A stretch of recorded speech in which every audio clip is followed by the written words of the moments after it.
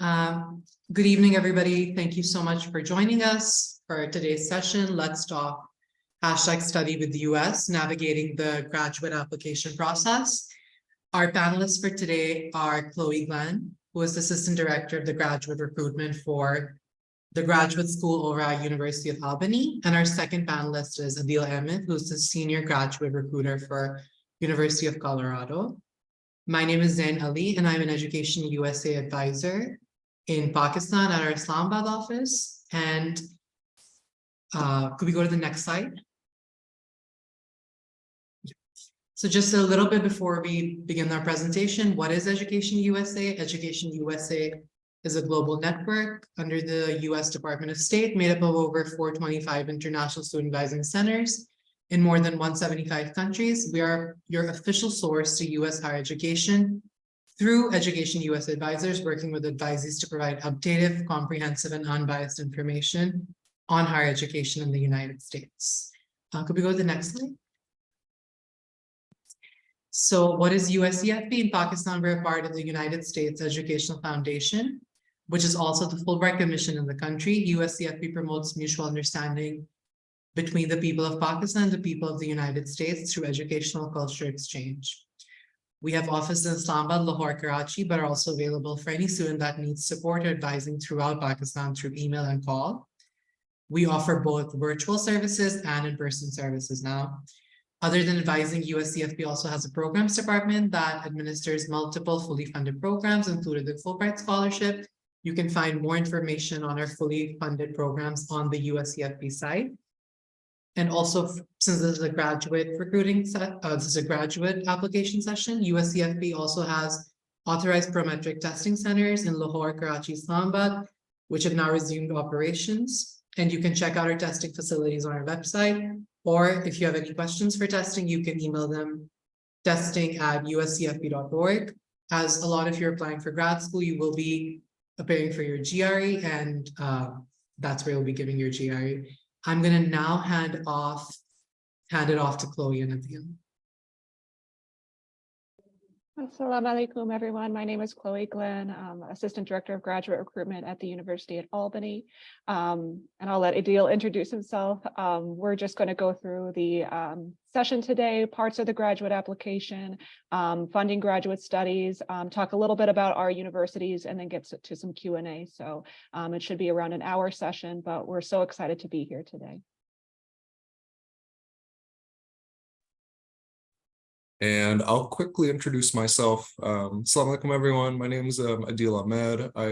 As Zain said, I serve as the Senior Graduate Recruiter at the University of Colorado Boulder. So again, like Chloe said, we're both very excited to be here to share some information about applying to graduate school in the United States. And yeah, we'll happy to answer any questions. I'm at the end as well. So we're going to go through first some information on standardized testing. So Zain mentioned earlier about the GRE, the graduate record exam.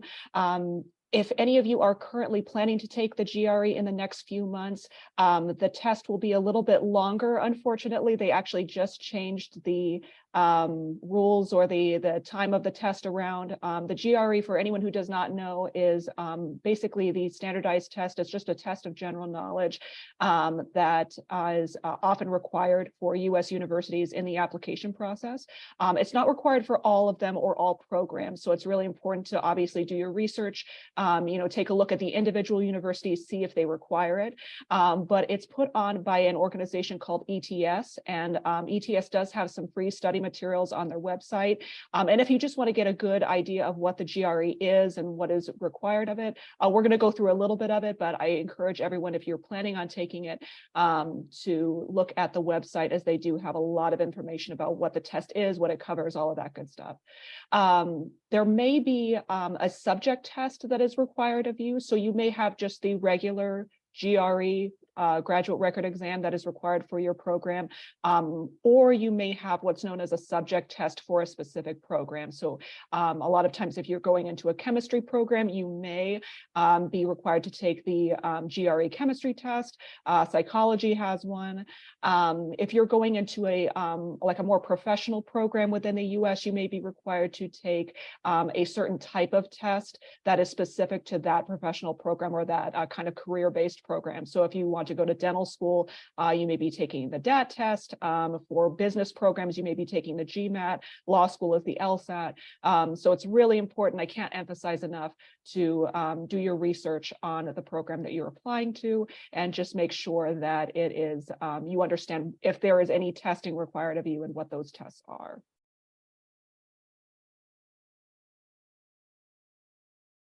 Yeah, so like Chloe was saying, the graduate record exam, or the GRE, is sometimes required for certain graduate programs in the United States. Not all. It really depends on each program. And I know, like, for us, the that requirement it is subject to change year by year or cycle to cycle. So you really need to, pay attention to what your specific program is requiring during your, specific cycle.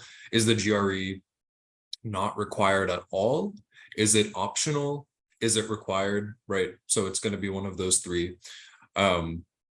But if you do end up taking it, and whether it's required or even optional for your program, this is kind of what the actual test looks like broken down. So it's about a 2-hour examination, an hour and 58 minutes exactly. There's like roughly 3 sections. So the analytical writing section includes 1 essay. It's about 30 minutes. The quantitative reasoning section is kind of broken down into 2 parts, 27 total questions. It's about 47 minutes. And the verbal reasoning section is also broken down to 2 parts. Again, about 27 questions, and it's you're timed at 41 minutes. So again, in total, it's about a 2-hour examination. It's not going to, again, be required necessarily for every graduate program that you come across when you're looking at grad programs in the US, but it really just depends. And like Chloe said, even if it's not the GRE, a lot of business programs will look for the GMAT. Of course, law programs will look for the LSAT. Medical programs will look for the MCAT, things like that. So yeah. So when to take the GRE. So it's good to keep in mind that the scores will not be sent to your graduate school of choice immediately. So it does often take a little bit of time. If you are doing a paper-based test, and this is normally only available where computer-based testing is not, and the testing center will tell you if you are going to be taking a paper-based or a computer-based. Those scores for the paper-based are usually sent to your graduate school within 4 to 6 weeks of the test. Again, things are kind of changing with the format of the test, so it could change as of September. So please make sure you're looking at that ETS website for the latest updates on that. Most of the time it will be a computer-based test, and those scores will be sent between 8 to 10 days to your graduate school. So if you are thinking about application deadlines, it's really important to just keep that in mind in terms of when to send the scores, and if you have enough time to send the scores. On the day of the test, you can request your scores to be sent to 4 different graduate programs free of charge. So make sure that you have, those schools that you want to have the scores sent to in mind. Because if you make that request at any other time, you will be charged $30, unfortunately. So just make sure that you have a list of the schools that you want them to be sent to, and then you don't have to pay anything extra. So scores are valid usually for 5 years after your testing date. So if you are even thinking about going to graduate school, it may be a good idea just to think about taking the GRE if your particular program or the program you want to apply to requires it. But obviously, as Adeel said, those things can change. So you can feel free always to talk to the university that you're going to apply to and just get their information and their requirements for what you need to take. Yeah, so transcripts, kind of switching gears here a little bit. Any graduate program that you apply to, you will be asked to provide copies of your transcripts, right? So this means any undergraduate and graduate level work that you've completed. Even if you didn't necessarily earn a degree or you weren't like a degree seeking student when you took certain undergraduate courses or even graduate level courses, we will need some kind of academic record from those courses that you completed. Of course, you know, for any graduate program, you're expected to have completed a bachelor's degree. So obviously we'll need the transcripts from your bachelor's program. But if you've earned any undergraduate or like college level credit in outside of your bachelor's program, maybe you took some extra classes in preparation for grad school, maybe you took some graduate level courses to earn a graduate certificate, or you had started like a master's program or some kind of grad program and you didn't actually end up completing it, but you still completed some courses. We'll need academic records for all of those courses again that you've completed. They should be sent directly to the school that you're applying to. Again, this may very much depend on the program, but just follow the application kind of guidelines for your specific graduate program. And I will say this, for the application, they can be unofficial transcripts typically, meaning they don't have to come directly from your college or university, from like the registrar's office. It can be an electronic copy provided by you. The difference is if you're admitted to a graduate program, typically you have to supply official transcripts, which basically means the opposite. So they can't be provided by you. They have to be then provided directly by your college or university. But again, that's not until typically if you are admitted and before you can matriculate and enroll in classes. For the applications purposes, it's usually totally fine to just supply an unofficial copy that's coming from you. Transcript requests can take some time, so just be aware of that. Graduate programs have very static, hard deadlines. They typically don't accept any late applications. So that includes any late materials. So make sure you're getting transcripts in on time, right? If your program's deadline is like December 1st, try, maybe start getting requesting your transcripts a few months in advance, because that's one of the steps that's going to take a little bit more time. And then also just be aware of the costs with requesting transcripts, particularly with official transcripts, right? So again, not really something you need to worry about until unless you're admitted to a program, but there is usually some kind of cost with requesting the copy of the transcript from the university so they can send it directly to your graduate program. Letters of recommendation. So again, switching gears further, we're going to talk about these. Normally for most programs, they require 3 letters of recommendation, but please check the instructions on your particular program, because they may require less, they may require more. So, just make sure that you know the instructions for that. Before this even starts, you can make a list of potential references. So normally they are looking for academic references. So professors, teachers, people that can speak to your academic ability, especially in the field that you're going into. So if you are applying for a chemistry program, if you can get a professor that has taught you chemistry in the past, that is usually very helpful, just because they can speak directly to your abilities with that. Again, faculty recommendations, sometimes for like a business program, they will look for references from both employers and faculty. So if you have professional or work experience, a lot of times they're very okay with that. If you have had maybe a gap of time where, you know, it's been a while since you've been in school and you don't have a lot of connections to past faculty, you can talk to the university and see if you can have any of your references be professional references. So again, just feel free to ask questions. That's the biggest thing. In general, it's important to give your writers at least 4 to 6 weeks notice to write a letter of recommendation. Obviously, you know, faculty and teachers, as you know, are pretty busy people. So it's, you know, important that you give them a little bit of time. Try to get these letters back at least a month before the application deadline. Again, just so you have time to submit everything and you know, you give yourself a little bit of a little bit of gap there before the application deadline comes up. What we do suggest, and you may see this question come up on the application, where it will ask, do you wish to waive your right to see the recommendations? And we always recommend, if you can, to say, yes, I wish to waive my right to see these recommendations.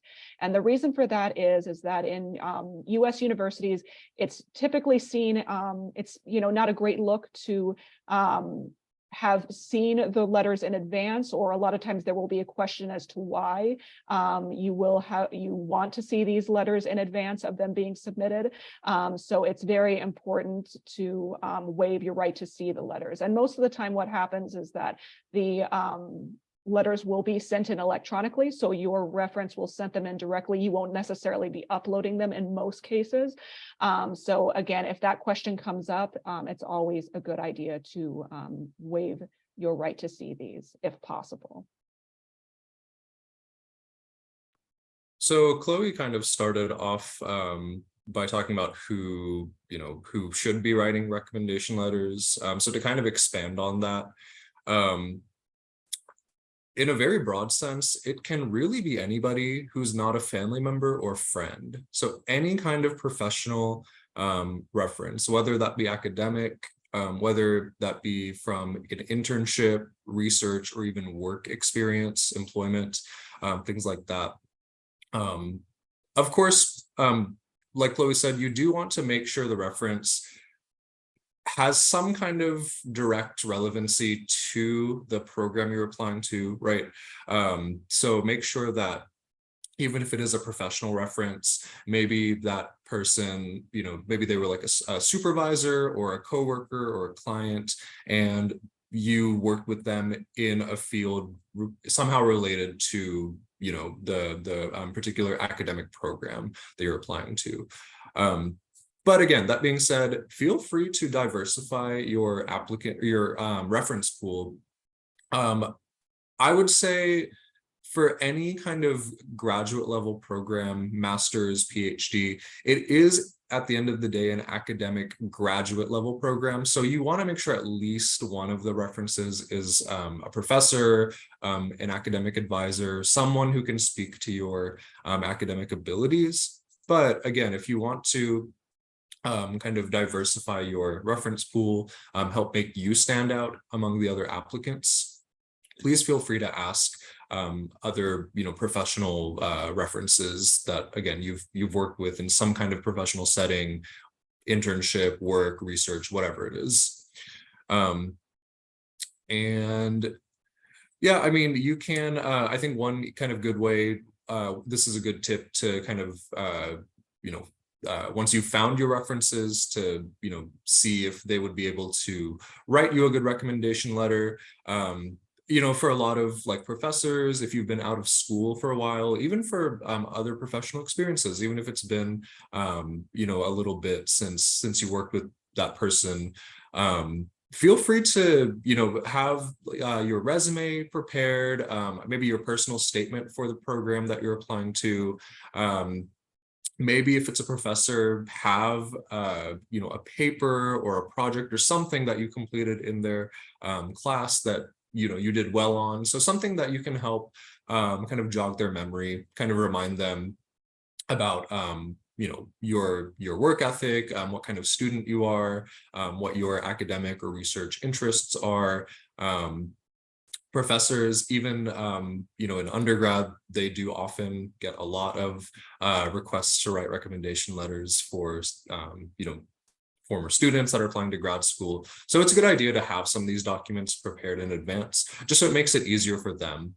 And then, yeah, of course, if they agree to write you a rec letter, definitely thank them, keep them updated, whether or not you are, admitted to the program. And yeah. Okay, so we're going to talk a little bit about the personal statement or statement of purpose. So this is an essay that is normally required for many programs that you may see at graduate level. So it's normally an essay, 1 to 2 pages. Normally, sometimes they're a little bit longer for some programs.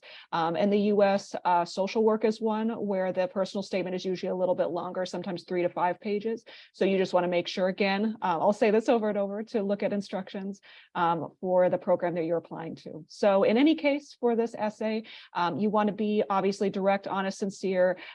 If you have a resume, you're not necessarily repeating the resume, so it's not going to be a sort of bullet point format. It's going to be like essay format, full sentences, and you're kind of giving meaning to the resume. So you're giving meaning to your experiences, and again, just making sure that they're seeing the full picture of your experience. So admissions committees in general are interested in potentially your research interests. If this is a highly research-based program, like if you're applying for a PhD program, that's usually a point of high interest for admissions committees for PhD programs.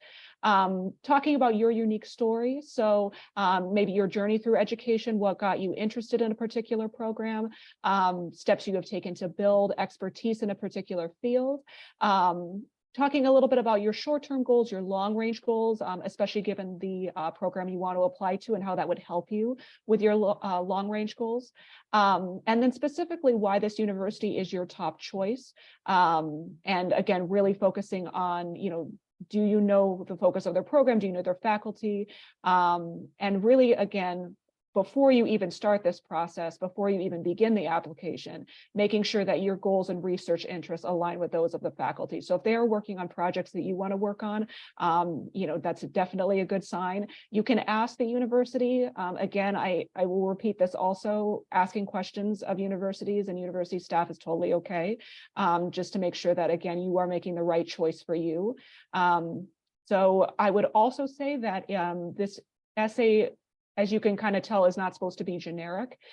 We have had instances in the past where applicants will, and it's very obvious, you can tell that they sent in the same personal statement to multiple universities that they were applying to. So they're very vague, not specific.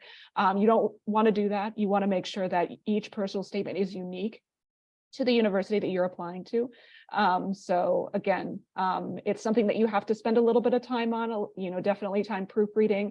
If you can get an advisor or a faculty member to look it over before you send it in, just to edit or proofread it, that's also can be very, very helpful, is to have another pair of eyes on it. So this is often something that causes a lot of nervousness for applicants. But if you start early, if you, do multiple drafts, do some editing, you should be just fine. So it's just a little bit of a process to do. All right, and then we're going to talk a little bit about CV, resume, writing samples, and portfolios. So other materials that you should expect to be, asked to provide on a graduate application. A resume is a really strong document that you can provide to help boost your application. It is interestingly not necessarily always required on a graduate application. But I will say it is never a bad idea to include your resume. So this is, this is a summary of your professional and academic work. This is a good opportunity to list any, of course, the bachelor's degree and that program that you've completed and earned, your GPA from the bachelor's program, but also, again, if you have any research work or internship experiences, please feel free to list them in like a professional experiences section on your resume. One really strong tip I have, if you are looking into a research program, so a PhD, a thesis-based master's program, any kind of grad program that involves some level of independent research, please have a research section on your resume. or even your CV. So a CV is slightly different. It literally means the course of one's life, curriculum vitae.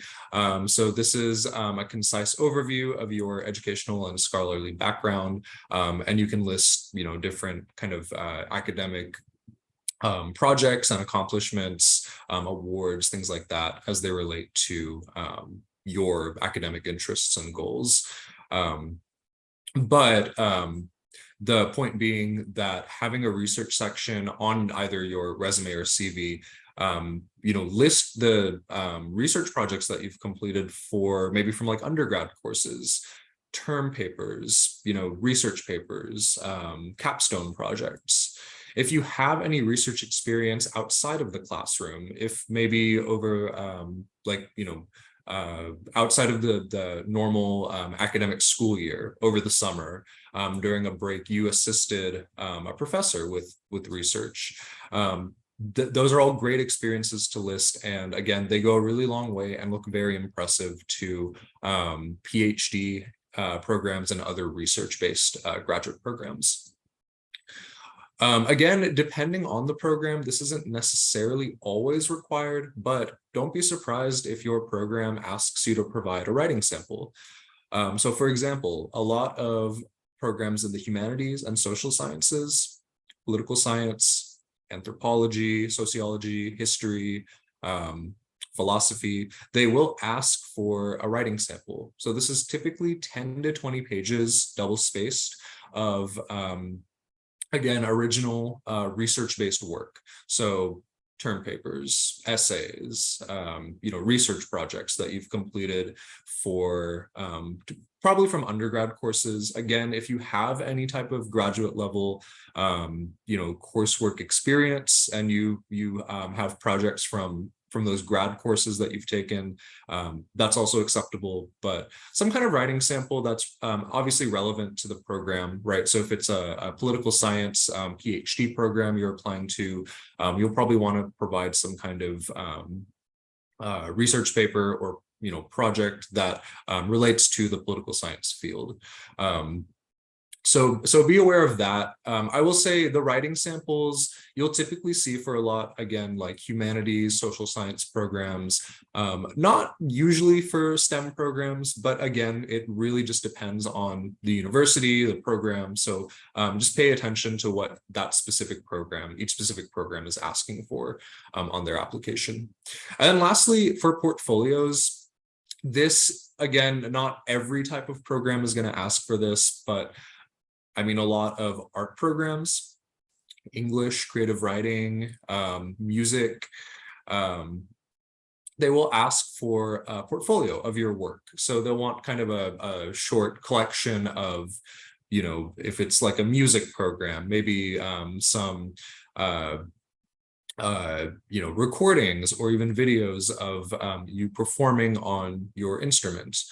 And that's the thing with portfolios, they don't necessarily, they're not necessarily just going to be text-based materials. They, usually they can be audio, video, right? So again, your program should have more detailed guidelines on how they want you to provide a portfolio, but be aware of that. I know for a lot of like English, creative writing programs, they'll ask for a writing sample, like a paper, but also maybe like, a collection of poems or,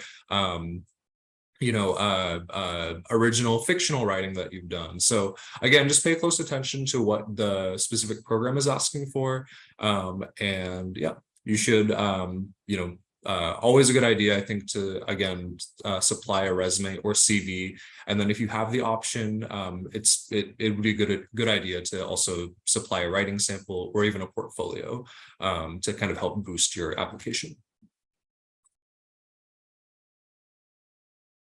All right, so the application in general, so this will normally be an online application for most schools. That will normally not be paper-based. It's normally all online. The important thing, obviously, as we continue to say, is review all application requirements before you begin. If you have questions, obviously ask. please ask a university representative, and then make a list of deadlines if you're applying to more than one university. So being aware that deadlines for especially more competitive programs can be as early as November. So again, the more competitive the school, the earlier the deadline a lot of times. Apply, especially as applying as an international student. So if you are wanting to study in the US or any other place, applying as early as possible within the application cycle. It's really important just to give yourself some time because as an international student, you will have to take some extra steps like applying for a visa, that sort of thing that again can take some time before the school semester starts. Looking closely at the difference between the application deadline for admission and the application deadlines for funding, because sometimes those can be different. So again, if you have any questions, if there's confusion, just making sure you're asking a university representative and that you know basically all your different options in terms of funding. And we'll get in more to funding in just a minute.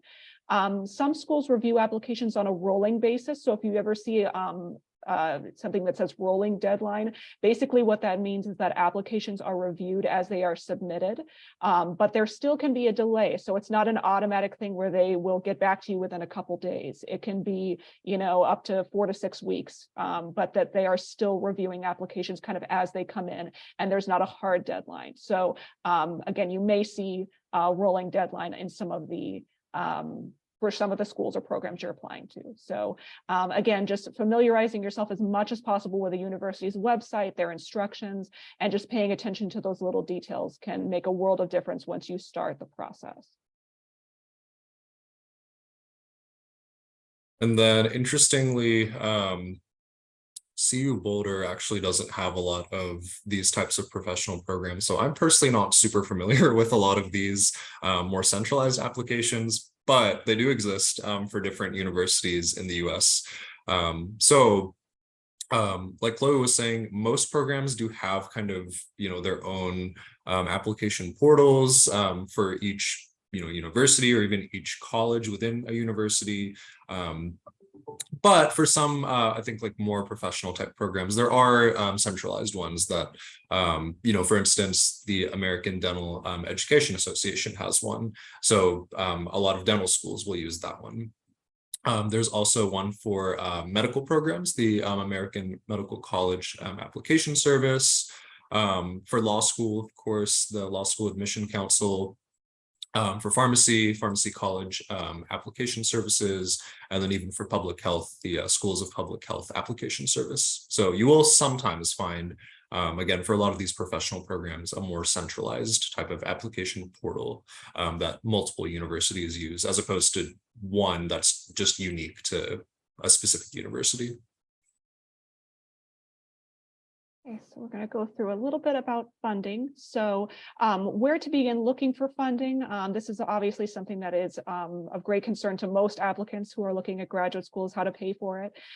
There are some resources on the EducationUSA website, so feel free to look there. USCFP has a wonderful website, so you know, please feel free to look there because they do have some links to some scholarship sites and places where you can look.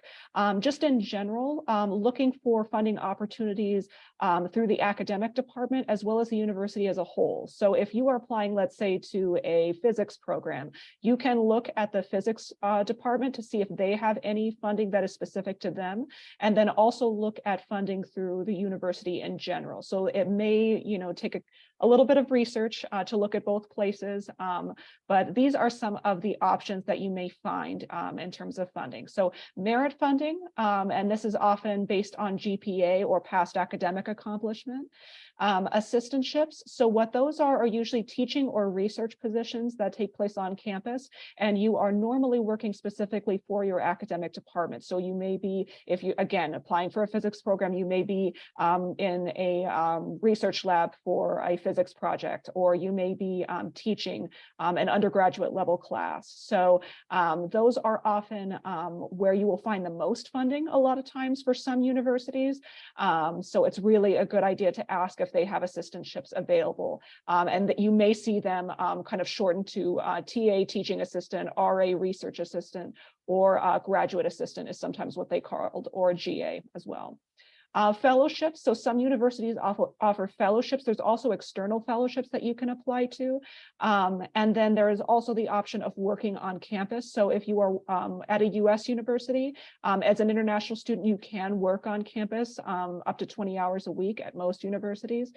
So that is an option, again, to help fund your graduate education. And as I said earlier, application deadlines, so the application for admissions may differ from the application for funding. So it's really a good idea to be writing these details down. If you can make a list or an Excel sheet that kind of tracks which universities have what deadlines, that can be really helpful if you are applying to multiple, just to keep yourself set up for whatever is next in terms of these programs. So merit-based funding is pretty much what it sounds like, what it implies. If you're admitted to a graduate program, you may automatically be considered by the department's faculty, staff, and even your program advisor for funding based on, again, GPA, kind of past academic coursework, your kind of total academic portfolio. So this can be one-time or annual. This kind of funding would be awarded through your department or even the university that you're applying to. Like Chloe said, the deadline to apply maybe for the program versus for applying to funding may differ, so be aware of that. And if you are interested in not just merit-based, but really any type of funding opportunities, like grants, fellowships, and assistantships that we'll talk about on the next slide, please feel free to ask the department directly. I think there's really no harm in just asking if admitted to, this graduate program that you offer, what are my chances of funding? Like, what does a typical funding package look like for an admitted master's student or even PhD student? Departments sometimes aren't willing to share too many details with that, but for the most part they are. It's not a problem at all to ask about funding, and also to ask what opportunities they recommend, right? If the department itself can or can't offer a lot of funding opportunities, what routes do they recommend? External fellowships, on-campus work, things like that. So don't be afraid to ask questions. But yeah, for a lot of grad programs, you may be eligible for merit-based funding. As I kind of talked about earlier, a little bit more details on assistantships and fellowships. So again, they may be available for both master's and PhD students. Assistantships in general are more likely to be found at the PhD level, but sometimes there are at the master's level. So again, as I talked about earlier, the graduate research is helping a faculty member conduct research, maybe at a research lab doing a research project. The teaching, again, serves as an instructor. You would grade papers, test, be a lab instructor, normally for undergraduate classes. And then for graduate assistants, you may take on administrative tasks in other departments or other campus offices. So, every school is a little bit different. So you can, again, always ask what the duties of a, GA or TA are at a particular university. For fellowships, again, they could be awarded either by universities or by organizations, kind of external organizations outside the university. These are usually highly competitive, but the nice thing is that they can be multi-year funding. So, if you can apply to one of those are usually really helpful. They can include a monthly stipend. They can include health insurance in the US, tuition scholarships, or reduced tuition rates. So just again, looking at all your options, understanding the language of these can be very helpful as you think about how to fund your education. And then on-campus employment is also a popular option among many international students. So Some graduate programs, like I said, they may recommend that you look into working on campus to, if you need kind of assistance to help to help subsidize your graduate education. If you have the choice for what kind of on-campus employment you would like to pursue, we typically recommend going for some kind of job that has fewer demands. So, you're already going to be busy, very busy with graduate level coursework. You may have kind of other responsibilities within your program or even outside of your program. So you don't want to, this job shouldn't be super demanding, because you will you'll have a lot of work to be doing for your program. Honestly, ideally, if you can find something where you can, if it's like a kind of a desk job where you have some downtime and you can kind of do homework or catch up on any work for your graduate program, in that job, that I think that's the most ideal. Obviously that's not that's not how it pans out for everybody, but yeah, find something that has fewer demands, something that's not super stressful and time consuming. And speaking of that, so federal visa regulations actually only allow international students in the US to work on campus up to 20 hours per week. International students cannot work off campus, so it has to be on campus work. And again, it's capped at 20 hours per week. So be aware of that. And then if you need, if you're curious about where to actually find on-campus employment opportunities, most universities are very open and willing to take on new student employees for their different departments. So dining halls, student rec centers, libraries, various different offices and departments on university campuses hire student workers year-round. Look for university career centers and fairs, even university job platforms like Handshake, Indeed, to find employment opportunities. And of course, always feel free to network, right? Ask your graduate program if there are any kind of on-campus employment opportunities through their department, or that they kind of know of through their own connections across campus that they would be able to recommend for you. So again, we're talking a little bit in terms of funding, doing your research. So not just research for which graduate program you want to apply to, but obviously research in terms of funding. So many scholarship databases can be used free of charge. So you may see some, I've had international students tell me in the past that they have used databases where they had to pay a fee. I would say do not do that. You can find many free ones online that list multiple different opportunities that you do not have to pay to see. So that's one hint. Being aware of, if you, let's say, work with an agent or an organization or any database that is guaranteeing funding or guaranteeing your admission in exchange for money or personal details like a credit card or information. Obviously, you all understand and you've got good judgment, but this is just things to be aware of when you start your search, and being aware of different scams that can sometimes come up for international students. So again, anything that is guaranteeing anything for a fee, obviously you might want to stick away from. And then again, if you're working with an agent or a coach or some sort of educational consultant, make sure it's a collaborative process.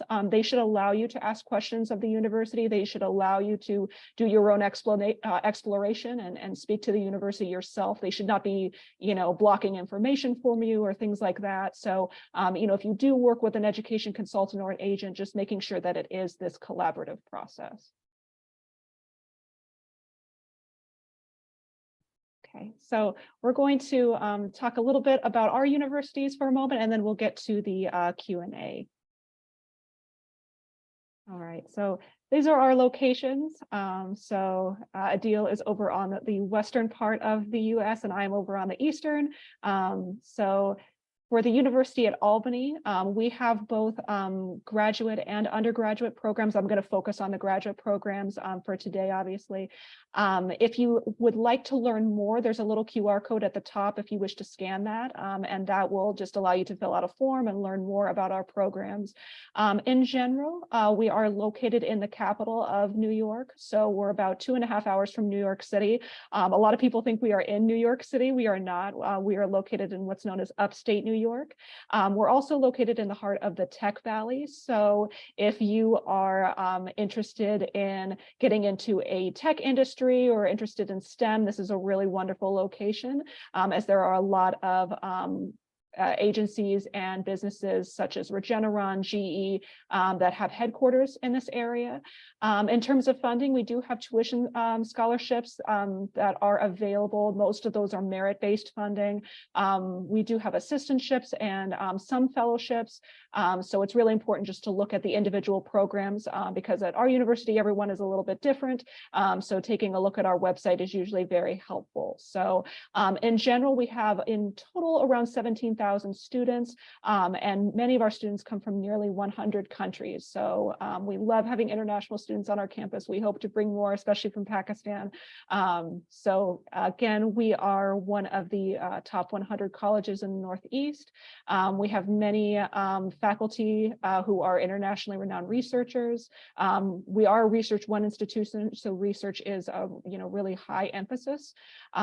We are doing a lot of research in artificial intelligence, data mining, cyber and information security. So if you're interested in that, this is a great place to be. If you are interested in the humanities or in things like criminal justice, public affairs, or education or business, we also have really wonderful programs. So we have a wide array. We have about 150 different programs. So please feel free to either fill out that form or you can email me. My contact information is at the bottom there. And you can feel free to email me with any questions that you have about the University at Albany. All right. So again, I work with University of Colorado Boulder. We are located in the city of Boulder in the state of Colorado. So we're kind of located in the western half of the United States, not quite as far as California, but right actually in the foothills of the Rocky Mountains. As you can see, very scenic, very beautiful campus. Again, right in the right near the mountains. We are a large public Research One or Tier 1 university. So we have a high level of research activity. We are a PhD or doctoral degree granting university. We're a large institution, so about 35 to 37,000 students total. About 30,000 of those students are undergraduate students, and then about 6,000 to 7,000 are graduate students, coming from all 50 states, as well as about 100 different countries. Currently, only 12 of those 6,000 to 7,000 students are from Pakistan. So we're always, hoping and trying to increase that number. We would love to have more Pakistani students on our campus, not just for graduate studies, but also for undergrad. And then we offer a very wide variety of programs at both the master's and doctoral levels.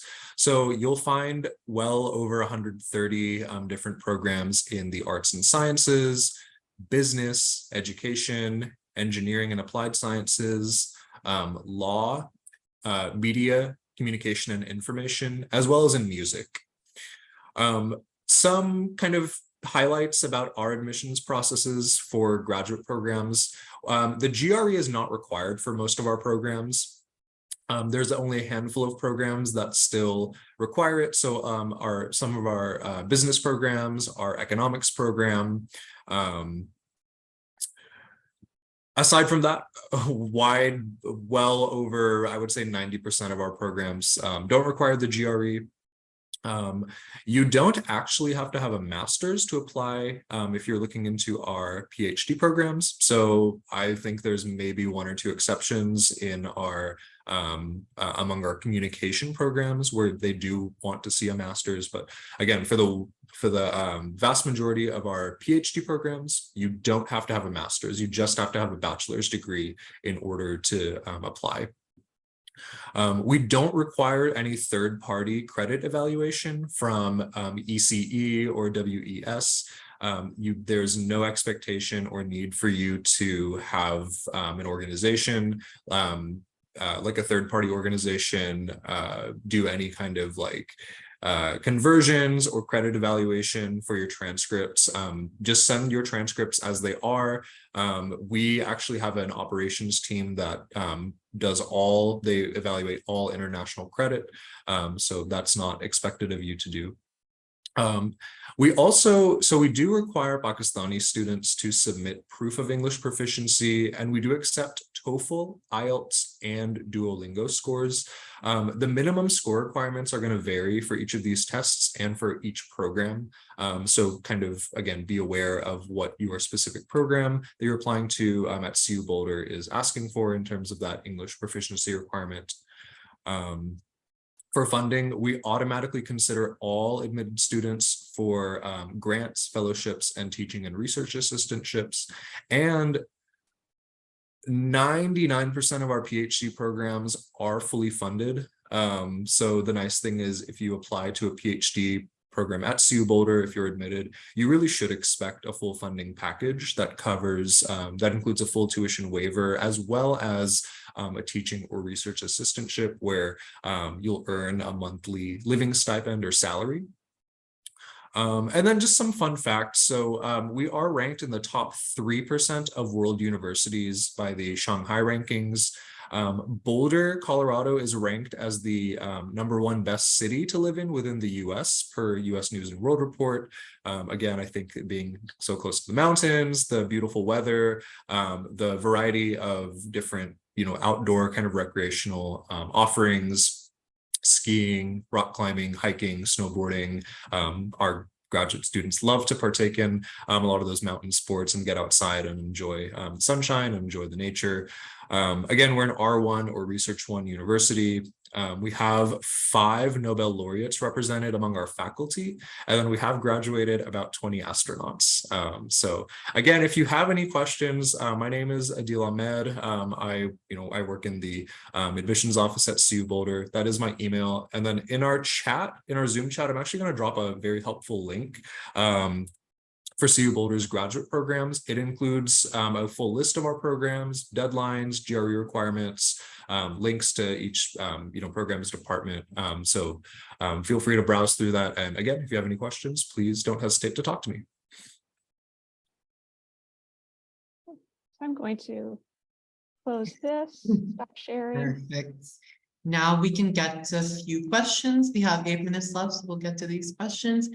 Okay, so somebody's asking, they've just completed their 6th semester of bachelor's. When should I start my application process for the master's program?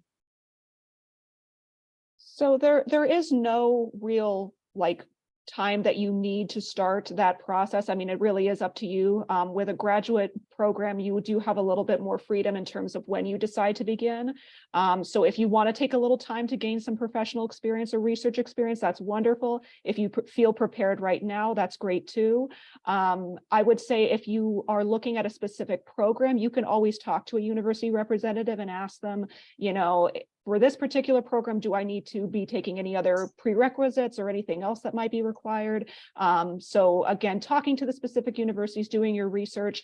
You're not on a specific timeline in terms of graduate school, so it's good to just kind of keep all of those factors in mind. So it's not a specific answer, but again, it takes a little bit of research to know. Perfect. The next question is research experience necessary for a PhD program? Chloe, I'll start with this one. Yeah. It's not like a hard requirement necessarily, but it is absolutely highly valued. And I would say, yeah, in a way it is kind of expected, right? You're applying to a dissertation-based, a very research-heavy doctoral level PhD program. I mean, even just kind of looking at like the applicant pool, a lot of applicants are going to have some kind of research experience because that's kind of one of the primary reasons that they're applying to that program, right? They want to pursue independent research based on their interests. They want to find a research advisor among the faculty that shares those interests, maybe has some expertise in that field or in that area, and they want to work with them to complete a dissertation. So you should have some research experience. Again, we talked about on like the resume or CV having a research section to kind of highlight what projects you've done, what kind of research experience you have. Of course, how relevant is that to maybe what you're tentatively thinking about pursuing as far as your dissertation topic goes in the program. So yes, having research experience will go a long way. But again, not necessarily like a hard requirement for a lot of programs. So somebody's asking, can the GMAT score be waived for MBA students? In certain situations, yes. So at our university, we have waived it basically since COVID, they have waived it. So sometimes universities will say if you have a certain GPA, then they will waive those requirements. Or if you have graduate level experience from, past, times if you've been to graduate school before, if you already have a master's, sometimes they will waive it. So if you have questions on that, just ask the university. Every university is a little bit different. Every program's different. So it's just important to ask those questions. But yes, it is a possibility. For us, the GMAT or the GRE is required for the MBA program. If you're interested in getting the test waiver, just contact our business school. It's Leeds School of Business. It should be listed under business administration in that link I sent in the chat. So just contact them directly if you're interested. Perfect.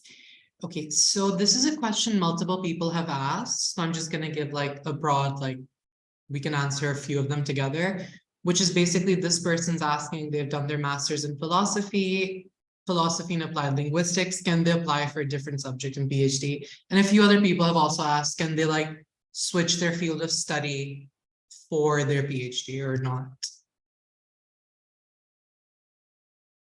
I think it would depend on the program. I think sometimes you will need to have a specific background. Like some of our engineering programs, for instance, they do require you to have like a pretty significant engineering background. But other times, if you're going into a graduate program that is different from, what you may have studied in undergrad or in a master's, a lot of times that is okay. So, you're obviously learning skills, so I think when you do your application, how you kind of convey or communicate that you've learned certain skills in that program that could be applied to this new field. For instance, like I graduated, my undergrad was political science, but I went into social work, which is, there's some similarities, but they are kind of different. But you still learn those same types of skills. You still learn things that are can be applicable to multiple programs. So I think if you can convey that in your application, it can definitely help.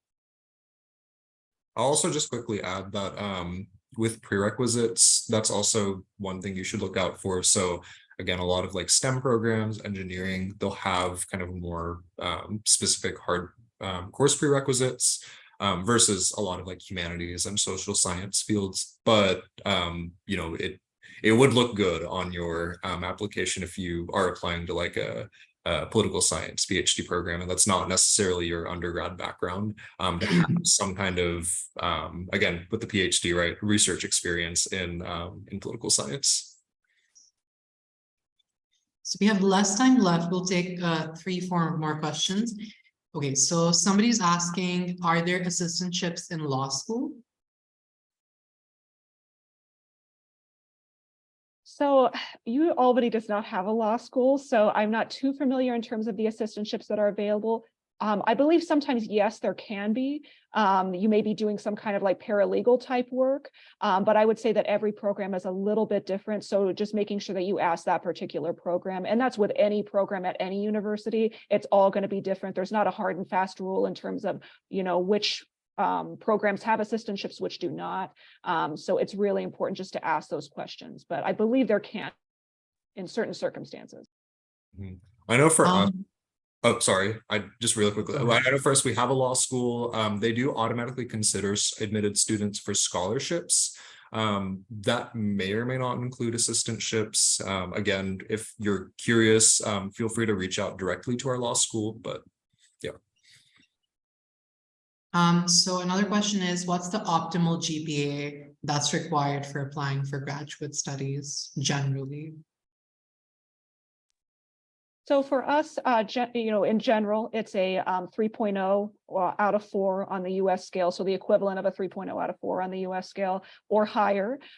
For public health, our public health program requires a little bit higher GPA. So some programs this is a really good question because some programs may have a kind of a general admission GPA, but then the specific program will be a little bit higher. So the university will have one where it's kind of for general admission, and then the specific program will have a higher one. So again, important, I'll say it over and over again, just to do your research about these programs. But for us, again, just the University of Albany, I can't speak to other universities. It's usually a 3.0 or higher. We'll just take 2 more questions and then we'll wrap up. So someone's asking, they've done their bachelor's in engineering. For their master's, can they go for IT or like computer science, basically? I mean, there are a large amount of skills that can be, crossed over between those two, engineering and computer science. So definitely, like I said, if you can convey that in your essay or in your resume, if you're looking at a specific program, always asking to see, this is my background. Do I need to take any prerequisites that would help me in this application process? And the last question is, does the business school offer funded master's programs leading to PhD programs? For us, no. Our business, education, and engineering schools are highly competitive. They admit probably the most amount of students, those 3 out of any of our colleges. For business, they really just don't have the budget to fund like MBA or master's level students. Again, though, I mentioned for a lot of our PhD programs, they're fully funded. So our business school offers a business administration PhD that is fully funded. It includes, so it's not really like you apply to like a master's program and then you go directly into a PhD. You apply to the PhD program, but those first 2 years of the PhD, it's very coursework heavy and you essentially fulfill the requirements of a master's. So for a lot of like PhD programs in the US, you will essentially earn a master's along the way within that PhD program. So be aware of that. Perfect. Thank you so much, Chloe and Adeel. While I'm signing off, if you guys are open to receiving questions, you can put your email addresses in the chat box. So then people can send their, any questions they still have. And if any of you have any questions, please feel free to reach out to your assigned Education USA advisor. They'll also help you out. Chloe and Adeel have put their emails in the chat box. So definitely take those if you have any questions about their universities that you want to ask them specifically. And apart from that, thank you so much, everyone, for joining. Thank you so much, Chloe and Adeel. I know it was probably a very early morning for you guys, but thank you for taking the time out. This was a pretty helpful session for everybody here. And last but not least, if you still have any questions, reach out to Education USA advisors, and don't forget to follow Education USA Pakistan on Instagram, Facebook, and Twitter. We do post all our events there. We'll post reminders so that way you can join. And have a good evening, everybody. Thank you for joining. Goodbye. Good evening. Thank you. Thank you all.